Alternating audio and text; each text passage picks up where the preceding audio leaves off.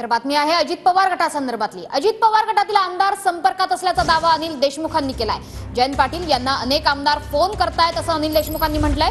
तर अजित पवारांना सोडून कुणीही शरद पवार गटात जायला तयार नाही असं प्रकाश सोळंकेंनी म्हटलंय। रोहित पवारच भाजपत जाऊन मंत्रिपद मिळवण्यासाठी उत्सुक असल्याचं सोळंके म्हणतात। मंत्रिपदासाठी रोहित पवारांनी अनेक भेटीगाठी सुद्धा घेतल्यात। अजित पवार गटाच्या प्रकाश सोळंकेंनी हा दावा केलाय।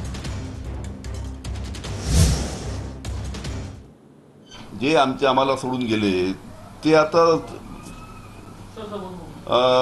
चलबिचल आहे त्यांचं मानसिक स्थिती।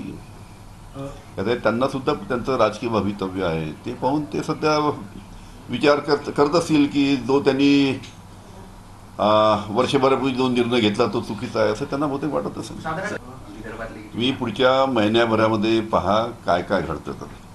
अजित पवार गटातले आहेत का त्यात आमदार तुमच्या संपर्कात?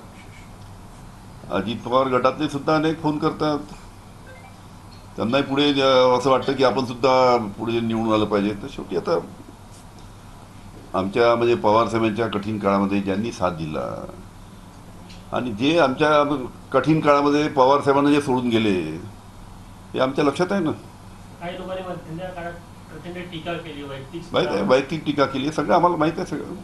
त्यांची तुलना करतात। त्याच्यामुळे कोणी किती प्रयत्न केले तरी जे आमचं ठरलेलं आहे सध्या त्याच्यामध्ये बदल होणार नाही।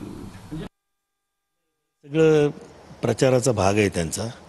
मला आमची परवाच बैठक झाली, कुणीही अजितदादांना सोडून तिकडं जायला तयार नाही।